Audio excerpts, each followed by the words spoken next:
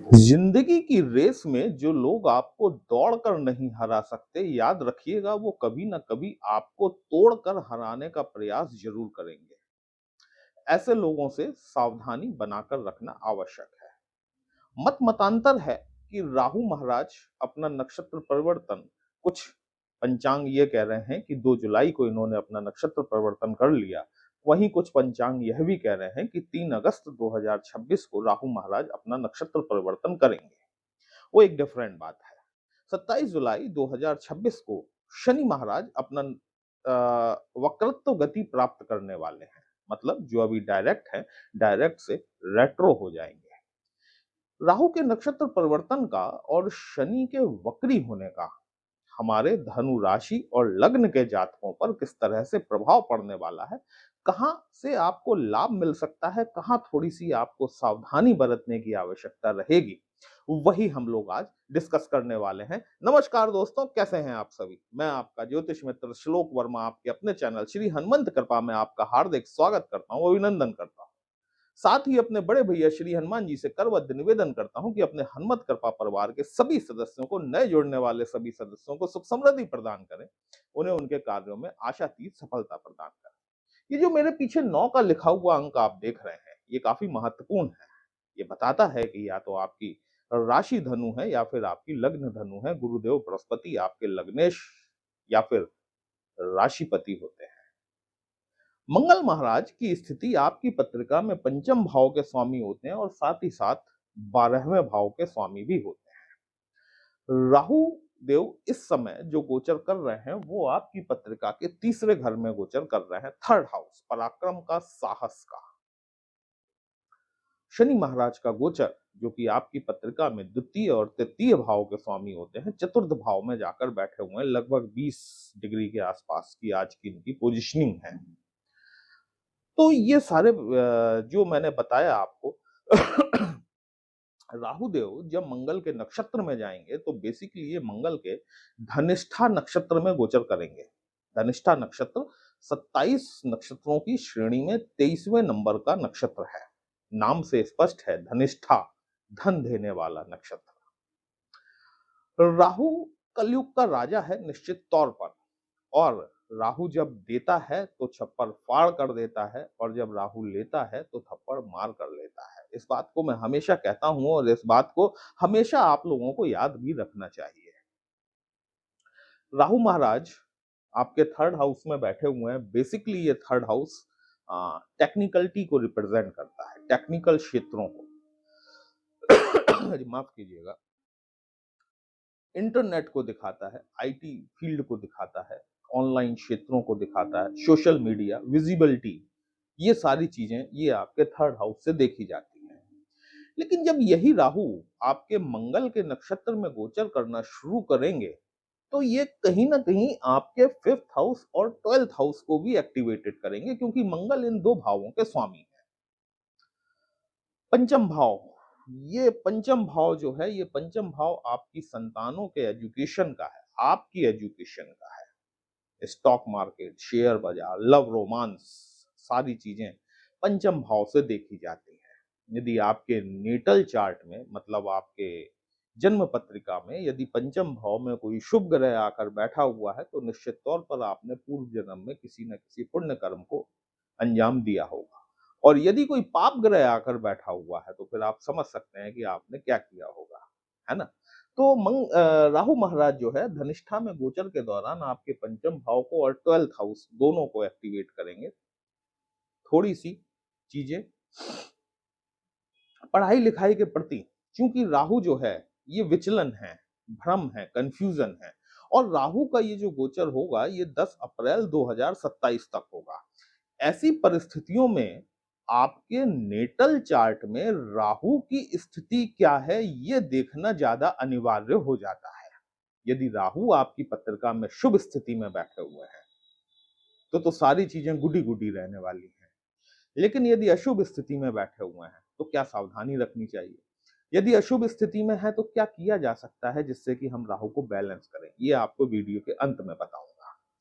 यदि राहु महाराज आपकी शुभ स्थिति में बैठे हुए हैं तो संतान की तरफ से आपको शुभ समाचार सुनने के लिए मिल सकता है। संतान यदि विदेश जाने के लिए इच्छुक है, प्रयास कर रही है, वीजा के लिए या फिर अपने किसी अपॉइंटमेंट लेटर के लिए, है ना, पीआर के लिए, इस क्षेत्र में आपकी संतान को, या आप स्वयं हैं, मान के चलिए आप स्वयं भी हैं, तो इस दौरान आपको अपने प्रयासों में थोड़ी-सी तीव्रता लाने की आवश्यकता है। क्योंकि ये 12वां भाव एक्टिवेटेड है। एजुकेशन से, मेजरली एजुकेशन से रिलेटेड जो है, यदि आप बाहर जाना चाह रहे हैं या फिर आप की सोर्स ऑफ इनकम फॉरेन से जनरेट होती है, आप किसी मल्टीनेशनल में काम करते हैं या फिर आप विदेशों से किसी कार्य व्यवसाय से जुड़े हुए हैं, बार-बार आपका विदेशों में आना-जाना लगा रहता है, लाभ की स्थितियां देखने के लिए मिलेंगी आपको। विशेषकर टेक्नोलॉजी के क्षेत्रों से जुड़े हुए लोगों को शुभ समाचार सुनने के लिए निश्चित तौर पर मिलेंगे। अब यदि यही राहु कहीं अशुभ स्थिति में हुए, वीडियो अंत तक अवश्य देखिएगा, कहीं भी अच्छा लगता है, कमेंट बॉक्स में जय श्री राम लिखेंगे, आपको भी अच्छा लगेगा, हमें भी अच्छा लगेगा आपके लिए इस तरह से विश्लेषण लेकर आने के लिए। यदि राहु आपकी पत्रिका में अशुभ स्थिति में हुआ, ऐसी परिस्थिति में आपका या फिर आपकी संतान का थोड़ा-सा अपने एजुकेशन से विचलन हो सकता है। दिमाग में एक भ्रम की स्थिति आ सकती है कि मैं ये जो पढ़ाई कर रहा हूँ या मेरी संतान ये जो पढ़ाई कर रही है, इसकी फ्यूचर में क्या अप्रोच रहने वाली है। कहीं ये ऐसा तो नहीं कि मैं आज इसको बहुत अच्छा समझ के पढ़ाई कर रहा हूँ, लेकिन कोर्स पूरा होते-होते पता चले कि वैल्यू नहीं बची, है ना? तो इस तरह का ये मानसिक भ्रम, चूँकि राहु इल्यूज़न देता है, इस बात को याद रखिएगा, है ना? राहु भ्रम की स्थिति पैदा करता है। ऐसी परिस्थितियों में जब कभी भी भ्रम हो आपको, अपने पिता से या फिर अपने गुरुजन से या फिर जिसको भी आप इस लायक समझते हैं कि जिनसे आप कुछ नॉलेज गेन कर सकते हैं, जिनके वक्तव्य आपके जीवन में महत्वपूर्ण रोल अदा करते हैं, उन लोगों से आपको गाइडेंस लेने का प्रयास करना चाहिए और वो गाइडेंस आपको सही मिलेगा। स्टॉक मार्केट में डील करते हैं, राहु महाराज शुभ स्थिति में बैठे हुए हैं। फाइनेंशियल कंडीशन आप बहुत सोच समझ कर स्टॉक मार्केट में इन्वेस्टमेंट कीजिएगा, क्योंकि ये राहु भ्रम पैदा करके, भ्रम कैसे होता है इस बात को समझिएगा कि कोई चीज आपको दिखाई दे सकती है लेकिन वो वस्तु स्थिति में होती नहीं है ना? कई बार आदमी जुआ खेलता है, सट्टा खेलता है, स्टॉक मार्केट में डील करता है, इनिशियल लेवल पर वो प्रॉफिट गेन कर लेता है, फिर वो उसमें अपना और इन्वेस्टमेंट डालता है कि मैंने 100 रुपए लगाए थे और 1000 रुपए कमाए, अब मैं अपने पास से इसमें 5000 रुपए और लगाता हूँ और 50,000 रुपए कमाऊंगा। वहीं धोखा हो जाता है, वहीं नुकसान हो जाता है ना? तो इस तरीके से यदि आप स्टॉक मार्केट, स्पेकुलेशन या फिर सट्टा बाजार में इन्वेस्टमेंट करते हैं तो बहुत सोच समझ के कीजिएगा। अच्छे राहु की तो मैंने आपको चीज बता दी कि अच्छा राहु आपको विदेशों से लाभ करवा सकता है, आपकी विदेश जाने में मदद कर सकता है उच्च शिक्षा हेतु विशेष तौर पर। लेकिन यदि यही राहु शुभ नहीं हुआ आपकी पत्रिका में, ऐसी परिस्थिति में आपको थोड़ा सा वाद विवाद से अपने आप को बचाकर रखने की आवश्यकता है। दो लोगों को लड़ते देखें तो उनमें बीच में किसी प्रकार का सुलह कराने का प्रयास नहीं करें, बल्कि वहां से आप निकल लें, है ना? क्योंकि वो दोनों तो बाद में एक हो जाएंगे और बाकी समस्या जो है, जो फंदा पड़ेगा, वो आपके गले में पड़ेगा। तो यहाँ पर 10 अप्रैल तक राहु का गोचर जो है धनिष्ठा नक्षत्र में हो रहा है, 12th हाउस आपका एक्टिवेटेड रहेगा, ठीक है? तो किसी भी प्रकार की वाद विवाद की स्थितियों में पड़ने से आपको बचना है, चाहे वो घरेलू वाद विवाद हो, चाहे आपकी प्रोफेशनल लाइफ से जुड़ा हुआ वाद विवाद हो। जितना बचे रहेंगे उतना आपको लाभ मिलेगा। बात करते हैं शनि महाराज की। शनि महाराज सेकंड और थर्ड हाउस के लॉर्ड होकर चौथे घर में वक्री कर रहे हैं। ये 27 जुलाई से लेकर 1 अक्टूबर 2026 तक रेवती नक्षत्र में गोचर करेंगे। रेवती नक्षत्र जो है ये बुध का नक्षत्र है और 27 नक्षत्रों की श्रेणी में 27वां नक्षत्र है। बुध देव जो हैं वो आपके सप्तम भाव के स्वामी होते हैं और साथ ही साथ आपके दशम भाव के स्वामी होते हैं। जब भी कोई प्लैनेट वक्री होता है, चेष्टा बल मिल जाता है इसे। जब कोई गाड़ी फर्स्ट गियर में चढ़ रही हो और रिवर्स गियर में चढ़ रही हो, तो रिवर्स गियर में ज्यादा ज्यादा पावर इंजन जनरेट करता है। इसी तरीके से जो प्लैनेट वक्री होता है उसको ज्यादा पावर मिल जाती है। अब देखा जाए तो शनि महाराज आपके दूसरे और तीसरे घर के स्वामी हैं, लेकिन यदि शनि आपकी पत्रिका में बढ़िया भाव में जाकर बैठे हुए हैं, शुभ ग्रहों से दृष्ट हैं, नीच के नहीं हैं, शत्रुपेक्षी नहीं है, तो वक्रत्व काल के दौरान यहाँ पर आपको चौथे घर से संबंधित सुख सुविधाओं में वृद्धि देखने के लिए मिलेगी। कोई भवन खरीदने की तरफ आगे बढ़ सकते हैं, कोई पुराना वाहन, मैंने जानबूझ के वर्ड यूज किया है पुराना वाहन, वो यद्यपि आपके मौजूदा वाहन से बड़ा हो सकता है ना, लेकिन शनि जो है ये पुरानी चीजों को रिप्रेजेंट करता है, इस बात को याद रखिएगा। चीजें बड़ी दिला देंगे, लेकिन हो सकता है वो सेकंड हैंड हो, है ना, तो उन चीजों को खरीदने की तरफ आप आगे बढ़ सकते हैं। इसमें यहाँ पर बिल्कुल ऐसी चीजें दिखाई देती हैं। लेकिन यदि शनि आपकी पत्रिका में ठीक नहीं है, तो इन्हीं क्षेत्रों से संबंधित, चाहे आप वाहन खरीदने की प्लानिंग कर रहे हो, चाहे आप घर खरीदने की प्लानिंग कर रहे हो, पेपर्स आपको प्रॉपरली चेक करने हैं। किसी भी तरह की डील आप करने जा रहे हैं, किसी भी कॉन्ट्रैक्ट पर आप साइन करने जा रहे हैं, चेक 2 टाइम्स, 2 बार उसे ध्यान से देखिएगा। ये इन दोनों ही चीजों में है ना। यदि स्टॉक मार्केट में डील करने जा रहे हैं तो भी आप बहुत रिसर्च करिए उस वो स्टॉक के बारे में, वो शेयर के बारे में जिसपे कि आप इन्वेस्टमेंट करने जा रहे हैं। ठीक इसी प्रकार से कोई भवन या प्रॉपर्टी आप खरीदने जा रहे हैं या फिर कोई वाहन लेने जा रहे हैं, उसके पेपर्स को चेक कीजिए, करवाइए। ये शनि वक्री यदि आपकी पत्रिका में शुभ स्थिति में नहीं है तो ये थोड़ी सी दिक्कत दे सकते हैं। कोई पुराना कर्ज यदि आपका चला आ रहा था, है ना, और आप उसे बड़ी उससे शिद्दत के साथ उसे खत्म करना चाह रहे थे, ये शनि हर साल वक्री होते हैं, इस बात को समझिएगा, है ना।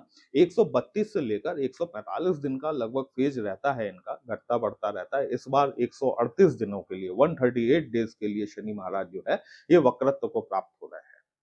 तो यदि कोई कोई पुराना कर्ज है आपका, वो यहाँ पे चुकता हो सकता है ना।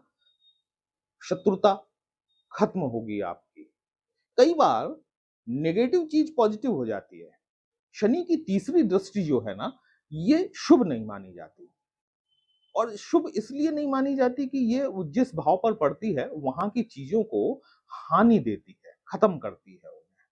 अब शनि महाराज बैठे हुए हैं आपके चौथे घर में, तीसरी दृष्टि डाल रहे हैं आपके छठवें घर में, ठीक है। तो यहाँ पर आपको इन समस्याओं से मुक्ति मिलेगी, राह खुलेगी मुक्त होने की।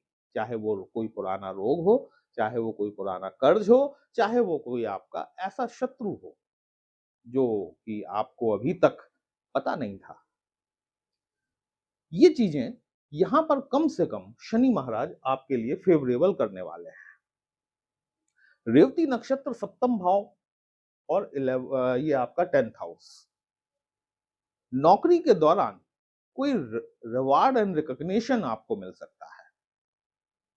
दाम्पत्य सुखों में वृद्धि हो सकती है, और साथ ही साथ यदि आप विवाह के लिए इच्छुक हैं, अविवाहित हैं, तो यहाँ पर क्योंकि बुध महाराज आपके सप्तम भाव के स्वामी हैं और दशा आपके कारक प्लेनेट की चल रही है जो कि विवाह के लिए कारक है, तो शनि महाराज यहाँ पर पूरी मदद करने वाले हैं। ये वक्री तो रहेंगे दिसंबर तक, है ना, लेकिन 1 अक्टूबर 2026 तक ये बुध के रेवती नक्षत्र में गोचर करेंगे। इस दौरान हो सकता है कि विवाह संबंध पक्का हो जाए। तो यहाँ पर एक अच्छे चांस आपके लिए बनते हैं आपके जीवन साथी के साथ में। कोई बिजनेस आप एक्सपेंड करना चाह रहे हैं, बढ़ा सकते हैं, नई ब्रांचेस ओपन करना चाह रहे हैं, पब्लिक से आप जुड़े हुए हैं, राजनीतिक क्षेत्रों से आप जुड़े हुए हैं और यदि शनि शुभ है आपकी पत्रिका में, लोगों से अपने आप को जोड़ने के लिए बहुत अच्छा टाइम है। लोग आपकी बात को सुनेंगे, आपकी बात को समझेंगे। यदि राहु आपकी पत्रिका में शुभ स्थिति में नहीं है, ऐसी परिस्थिति में क्या करना चाहिए? देखिए, सावन का माह शुरू होने जा रहा है। सबसे पवित्र माह माना जाता है, हमारे भोलेनाथ का माह है। ये आपकी क्षमता पर निर्भर करता है कि आप भोलेनाथ का कितना जलाभिषेक कर सकते हैं। एक छोटी सी गिलसिया, एक बड़ा गिलास, लोटा भर के या फिर बाल्टी भर के, ये आपकी क्षमता पर निर्भर करता है। जितना भी जलाभिषेक आप कर सकते हैं, उतना जलाभिषेक आपको इस सावन माह में करना चाहिए। साथ ही यदि आप गुरु दीक्षित हैं, मतलब आपने दीक्षा ली हुई है, तो आपको ओम नमः शिवाय मंत्र का जाप करना चाहिए। यदि आपने दीक्षा नहीं ली हुई है, तो फिर आपको नमः शिवाय मंत्र का जाप करना चाहिए। 15 जुलाई 2026 से गुप्त नवदुर्गा बैठ रही हैं। वैसे तो ये जो गुप्त नवदुर्गा होती हैं, ये विशेषकर साधकों के लिए ज्यादा उपयोगी होती हैं। लेकिन यदि आपका राहु शुभ नहीं है, आप इस बात को जानते हैं, ओम दुम दुर्गाय नमः मंत्र का जाप यदि आप करते हैं, तो राहु को कहीं ना कहीं बैलेंस कर ले जाते हैं। विष्णुकांता नामक पुष्प आता है, नीले से रंग का फूल होता है, बरसात में बहुत होता है, बहुत खूबसूरत फूल होता है। इसके ऊपर अगर पानी की एक बूंद कुछ समय तक पड़ी रह जाए, तो उस बूंद का रंग बदल के नीला रंग हो जाता है। ये विष्णुकांता का पुष्प न सिर्फ आपकी पत्रिका के राहु को, बल्कि आपके शनि देव को भी शुभ करने का काम करेगा। सोमवार को और शनिवार को यदि शिवलिंग के ऊपर आप इस पुष्प का अर्पण करना शुरू कर देते हैं, निश्चित तौर पर आप, यदि ये दोनों प्लैनेट आपको शुभ परिणाम नहीं दे रहे हैं, तो ये करने से कहीं ना कहीं कुछ ना कुछ इनके अशुभत्व में आपको कमी देखने के लिए जरूर मिलेगी। मतलब थोड़ा बहुत आपको पॉजिटिव रिजल्ट देना शुरू कर देंगे। करके देखिए, निश्चित तौर पर आपको लाभ मिलेगा। वीडियो कहीं भी अच्छा लगा हो, अपने इस चैनल को लाइक शेयर और सब्सक्राइब जरूर कर लीजिएगा। हमसे यदि पत्रिका का विश्लेषण कराना चाहते हैं, व्हाट्सएप नंबर थंबनेल में दिया गया है। दोस्तों, पर्सनल कंसल्टेशन पेड होता है, एक छोटी सी फीस आपको पे करनी होती है। आपकी समस्या का उचित समाधान हमारे द्वारा करने का प्रयास जरूर किया जाता है। चलिए फिर मिलते हैं, तब तक के लिए जय श्री राम।